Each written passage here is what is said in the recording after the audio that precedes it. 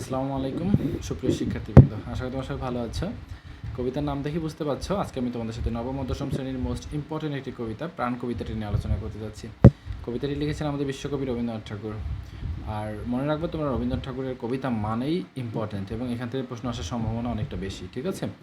তো প্রথমেই কবি পরিচিতি। এখানে দেখো আমি তোমাদের জন্য মোস্ট ইম্পর্টেন্ট কয়েকটা পয়েন্ট আন্ডারলাইন করে রেখেছি। পয়েন্টগুলো অবশ্যই একটু ভালোভাবে পড়ে নিতে হবে, কারণ এখান থেকে এমসিকিউ প্রশ্ন হতে পারে। তার মধ্যে অন্যতম যে পয়েন্টগুলো সেগুলো হচ্ছে কবির জন্ম ও মৃত্যু সালটা তোমরা অবশ্যই ভালোভাবে একটু পড়ে নিবা। তিনি কত বছর বয়সে ব্যারিস্টারি পড়ার জন্য ইংল্যান্ডে গিয়েছিলেন? 17 বছর বয়সে। আমি আন্ডারলাইন করে রেখেছি, পড়ে নিবা একটু ভালোভাবে। তার যে প্রথম কাব্যগ্রন্থ প্রকাশিত হয়েছিল মাত্র 15 বছর বয়সে, বনফুল, এটি একটু ভালোভাবে পড়ে নিবা।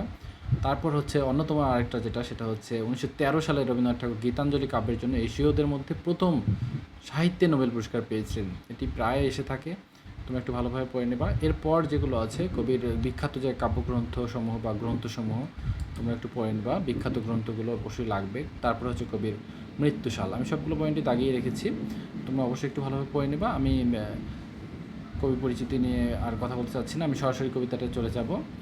চলো আমরা কবিতাটা শুরু করি। কবি এই কবিতাটার নাম দিয়েছেন প্রাণ, অর্থাৎ বেঁচে থাকা বা জীবন, ঠিক আছে? কবি মূলত হচ্ছে এই পৃথিবী ছেড়ে যেতে চান না, বা পৃথিবীতে তার অস্তিত্ব রাখতে চান, বা পৃথিবীতে অমর হয়ে থাকতে চান, বেঁচে থাকতে চান। এই জন্য কবি এই কবিতাটা লিখেছেন মূলত। তো চলো আমরা লাইন বাই লাইন কবিতাটা একটু বোঝার চেষ্টা করি। প্রথমেই দেখো যে লাইনটা লিখেছেন কবি, মরিতে চাহি না আমি সুন্দর ভুবনে। ভুবন মানে তোমরা তো জানো অবশ্যই, ভুবন মানে হচ্ছে পৃথিবী। মরিতে চাহি না আমি সুন্দর ভুবনে, মানে আমি এই সুন্দর পৃথিবী থেকে মরতে চাই না। মানে এই পৃথিবীটাকে, এই পৃথিবীতে কবি তার অস্তিত্ব রাখতে চান, বা পৃথিবী ছেড়ে কবি চলে যেতে চান না। আসলে কেউই আসলে আমরা মরতে চাই না, সবাই আমরা দীর্ঘ সময় বেঁচে থাকতে চাই, বা হচ্ছে আমাদের অস্তিত্ব অন্ততপক্ষে পৃথিবীতে রাখতে চাই। কবিরও একই বাসনা, মরিতে চাই না আমি সুন্দর ভুবনে, মানে এই সুন্দর ভুবন থেকে আমি চলে যেতে চাই না। মানবের মাঝে আমি বাঁচিবারে চাই। মানব মানে হচ্ছে মানুষ, মানবের মাঝে আমি বাঁচিবার চাই, মানে বেঁচে থাকতে চাই। কবি তার অভিভক্তি ব্যক্ত করেছেন যে হচ্ছে আমি পৃথিবী থেকে চলে যেতে চাই না, মানুষের মাঝে বা মানবের মাঝে আমি বেঁচে থাকতে চাই। মানব মানে হচ্ছে মানুষ, ঠিক আছে? তারপর লাইন, প্রথম দুই লাইন আমরা দেখলাম, তারপর দুই লাইন দেখো, এই সূর্য করে এই পুষ্পিত কারণে। সূর্য করে মানে হচ্ছে সূর্যের আলোতে, সূর্য করে মানে সূর্যের আলোতে বা সূর্যের কিরণে। এই সূর্য করে এই পুষ্পিত কারণে, পুষ্পিত মানে ফুল ফোটা আর কি, পুষ্প মানে ফুল, পুষ্পিত মানে ফুল ফুটেছে এমন। কনন শব্দের অর্থ হচ্ছে বাগান, কানন শব্দের অর্থ হচ্ছে বাগান। এই সূর্য করে এই পুষ্পিত কাননে, মানে পৃথিবীটাকে কবি পৃথিবীর সৌন্দর্য ব্যাখ্যা করতে গিয়ে কবি এটি বলেছেন, এই সূর্য করে মানে এই সূর্যের আলোয় আলোকিত পৃথিবী থেকে, এই পুষ্পিত কানন মানে এই ফুলের বাগান থেকে জীবন্ত হৃদয়ের মাঝে যদি স্থান পাই। জীবন্ত হৃদয় বলতে হচ্ছে জীবিত যে মানুষগুলো থাকবে পৃথিবীতে। আমাদের পৃথিবীতে তোমরা জানো জন্ম মৃত্যু প্রতিনিয়ত চলছেই। তো কবি এই পৃথিবীতে যারা থাকবেন তাদের হৃদয়ের মাঝে যদি স্থান মানে জায়গা পাওয়া, ঠিক আছে? কবি এই পৃথিবী থেকে চলে যেতে চান না, এই পৃথিবীতে মানুষের মাঝে বেঁচে থাকতে চান। এই সুন্দর পৃথিবীতে যারা জীবন্ত মানুষ আছে তাদের হৃদয়ে তিনি স্থান পেতে চান। তারপর দেখো, ধরায় প্রাণের খেলা চিরতরঙ্গিত।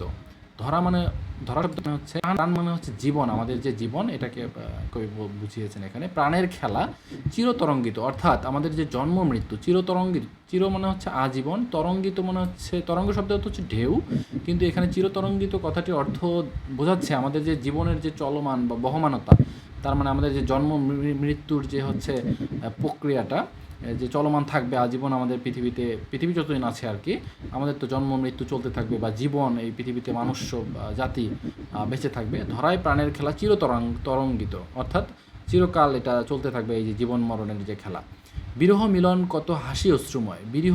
বিরহ শব্দের অর্থ হচ্ছে দুঃখ বা বিচ্ছেদ। মিলন শব্দের অর্থ হচ্ছে মিলিত হওয়া বা আনন্দ, ঠিক আছে? তার মানে আনন্দ ও দুঃখ, ঠিক আছে? এখানে বোঝাচ্ছে দুঃখ আনন্দ দুইটার কথাই বোঝাচ্ছেন। বিরহ মিলন কত হাসি অশ্রুময়। এই পৃথিবীতে কি আছে? আমাদের বিচ্ছেদ আছে, মিলন আছে, আর বিচ্ছেদ মিলনের মধ্যেই তো হাসি আর অশ্রু নিহিত। আমাদের যখন বিচ্ছেদ হয় কারোর সাথে, বা হচ্ছে কোনো মানুষের সাথে যখন দুঃসম্পর্ক তৈরি হয়, তখন কী হয়? আমরা অশ্রুময় হয়ে উঠি। আবার যখন আমাদের মিলন হয় বা বন্ধুত্ব গড়ে ওঠে, তখন আমরা হাসিতে ফেটে পড়ি, ঠিক আছে? সুতরাং এটা বলতে চাচ্ছেন যে কি, বিচ্ছেদ বা হচ্ছে মিলনের যে আনন্দ কষ্ট দুঃখ পৃথিবীতে, এটা কি পৃথিবীতে বিরাজমান আছে। বিরহ মিলন কত হাসি অশ্রুময়, মানে এই পৃথিবীতে আনন্দ দুঃখ কষ্ট এগুলো সব কিছুই আছে। তারপরে দেখো কবি কী লিখছেন, মানবের সুখে দুঃখে গাথিয়া সঙ্গীত। মানবের বলতে এই মানুষদের যাদের মধ্যে কি আনন্দ বেদনা দুঃখ আছে, মানবের সুখে দুঃখে, এই দুঃখের সময় এবং সুখের সময়, দুই সময় সুখে দুঃখে গাথিয়া সঙ্গীত। গাথিয়া মানে হচ্ছে আমরা মালা গাথি না, এরকম গাথা, ঠিক আছে। তার মানে কবি এই দুঃখ আর সুখগুলোকে কি করতে চান, মালার মতো করে গাঁথতে চান। কিসের মাধ্যমে? সঙ্গীতের মাধ্যমে। তার মানে শব্দের সাথে শব্দ লাগিয়ে, সুখের শব্দ দুঃখের শব্দ একত্র করে তিনি কবিতা বা সঙ্গীত লিখতে চান। মানবের সুখে দুঃখে গাথিয়া সঙ্গীত মানে মানুষের দুঃখ এবং সুখকে একত্রিত করতে চান তিনি, করে সঙ্গীত রচনা করতে চান বা গান রচনা করতে চান বা কবিতা রচনা লিখতে চান। তারপরে দেখো, যদি গো রচিতে পারি অমর আলয়। যদি গো রচিতে মানে হচ্ছে লিখতে পারা। যদি গো রচিতে পারি অমর আলয়। অমর মানে হচ্ছে আজীবন যেটা বেঁচে থাকবে। আলয় মানে হচ্ছে বাড়ি। কিন্তু এখানে অমর আলয় বলতে হচ্ছে তার অমর কীর্তি বা অমর যে লেখনীগুলো, ঠিক আছে। যদি গো রচিতে পারি মানে এমন কিছু তিনি লিখতে চান যেটা কি হবে, আজীবন মানুষের মধ্যে কি থাকবে, বেঁচে থাকবে। মানুষের সুখ দুঃখ নিয়ে তিনি লিখতে চান, যে সুখ দুঃখগুলোই মানুষের মাঝে তাকে বাঁচিয়ে রাখার জন্য সাহায্য করবে, বা মানুষের মাঝে তিনি এমন একটা বাড়ি করতে পারবেন, সঙ্গীতের বাড়ি, তার লেখনীর বাড়ি, তার কবিতার বাড়ি, যে বাড়িটা কি থাকবে, অমর থাকবে, মানে আজীবন রয়ে যাবে মানুষের মধ্যে, এবং মানুষ তাকে কি করবে, স্মরণ করবে। তারপরে দেখো কি বলছেন, তা যদি পারেন সেটা যদি কবি না, তবে তো তারপরেও তিনি যতকাল বেঁচে থাকবেন, পৃথিবীতে আছেন, তোমাদেরই মাঝখানে লোভী যেন, তোমাদেরই মনুষ্য জাতির মাঝে মানে ঠাই মানে আমাদের তিনি থাকতে চেয়েছেন, আমাদের মাঝে তিনি আসছে। কবিতা লেখ বা নাটক মাঝে সকাল বিকাল তোমরা বলতে থাকবে তুলাম, আমরা যে ফুল তুলি, ফুল তোলার মতো আর কি। এখানে ফুল কবি পাঠ করা বোঝাচ্ছে, তুলিবে কথাটি দিয়ে, বা বই বা হচ্ছে তার সঙ্গীত যে পাঠ করব, তার যে লেখনীগুলো আমরা পড়বো, এটাকে বোঝানো হয়েছে। তোমরা তুলিবে বলে সকাল বিকাল, মানে সকাল বিকাল আমরা তার কবিতা বা বইগুলো পড়বো, দ্যাটস মিন আমরা তার ফুলগুলো তুলবো, ঠিক আছে। এখানে বোঝাচ্ছে তার কবিতাগুলো হচ্ছে কি ফুল। তারপর দেখো কি বলছে, নব নব সঙ্গীতের কুসুম ফোটাই। নব নব বলতে হচ্ছে নতুন নতুন, নব শব্দের অর্থ হচ্ছে নতুন, নব নব মানে হচ্ছে নতুন নতুন, সঙ্গীত মানে হচ্ছে গান বা কবিতা, কবির যে লেখনী, ঠিক আছে। সঙ্গীত বলতে এখানে কবির লেখনীগুলোকে বোঝাচ্ছে। নব নব সঙ্গীতের কুসুম ফুটে, তার মানে আমরা এই ফুলগুলো তুলবো, তার মানে কবির লেখনী ফুল। তারপরে হায় ফুল যদি সে ফুল শুকায়, হাসি মুখ নিয়ে ফুল মানে কবি ফুল ফোটান কবিতা লিখা, কবিতার সঙ্গীত হাসি মানে সেগুলো তার ভালোভাবে নিতে বলেছেন, হাসি মুখে নিতে বলছেন, খুশি থেকে নিতে বলেছেন।